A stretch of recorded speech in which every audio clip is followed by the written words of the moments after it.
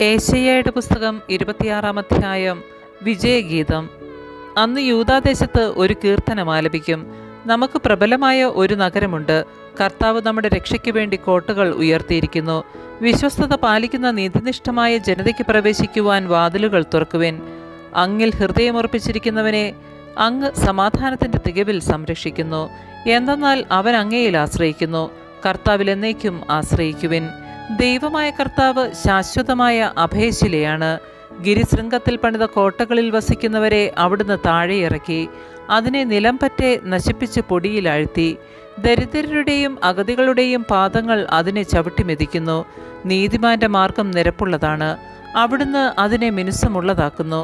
കർത്താവെ, അങ്ങയുടെ നിയമത്തിൻ്റെ പാതയിൽ ഞങ്ങൾ അങ്ങയെ കാത്തിരിക്കുന്നു. അങ്ങയുടെ നാമവും അങ്ങയുടെ ഓർമ്മയുമാണ് ഞങ്ങളുടെ ഹൃദയാഭിലാഷം.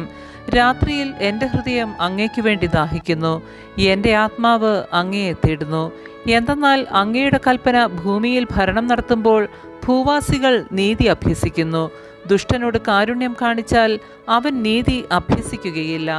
സത്യസന്ധതയുടെ ദേശത്ത് അവൻ വക്രത കാണിക്കുന്നു. അവൻ കർത്താവിൻ്റെ മഹത്വം ദർശിക്കുന്നില്ല. കർത്താവെ, അങ്ങ് കരം ഉയർത്തിയിരിക്കുന്നുവെങ്കിലും അവർ അത് കാണുന്നില്ല. അങ്ങയുടെ ജനത്തിനു വേണ്ടിയുള്ള അവിടുത്തെ തീക്ഷ്ണത കണ്ട് അവർ ലജ്ജിക്കട്ടെ. അങ്ങയുടെ ശത്രുക്കൾക്ക് വേണ്ടിയുള്ള അഗ്നി അവരെ ദഹിപ്പിച്ചു കളയട്ടെ. കർത്താവെ, അങ്ങ് ഞങ്ങൾക്ക് സമാധാനം നൽകുന്നു. ഞങ്ങളുടെ പ്രവൃത്തികൾ യഥാർത്ഥത്തിൽ അങ്ങാണല്ലോ ചെയ്യുന്നത്.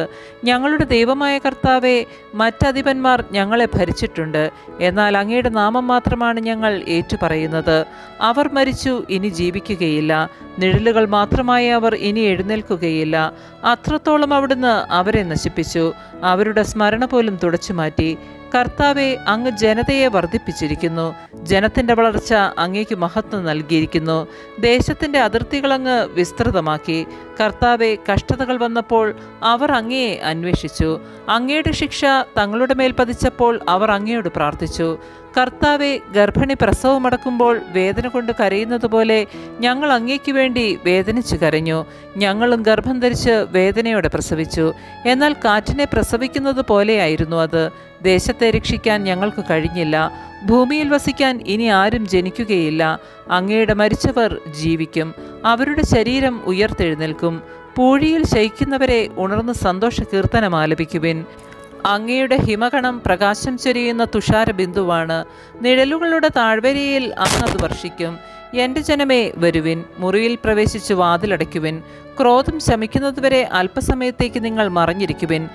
ഇതാ, ഭൂവാസികളെ അവരുടെ അകൃത്യങ്ങൾക്ക് ശിക്ഷിക്കുവാൻ വേണ്ടി കർത്താവ് തൻ്റെ ഭവനത്തിൽ നിന്ന് ഇറങ്ങി വരുന്നു.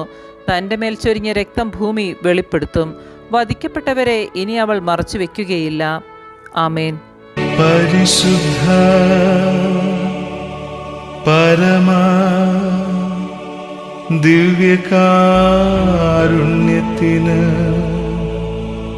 എന്നേരവും ആരാധനയും സ്തുതിയും പുകഴ്ചയും ഉണ്ടായിരിക്കട്ടെ.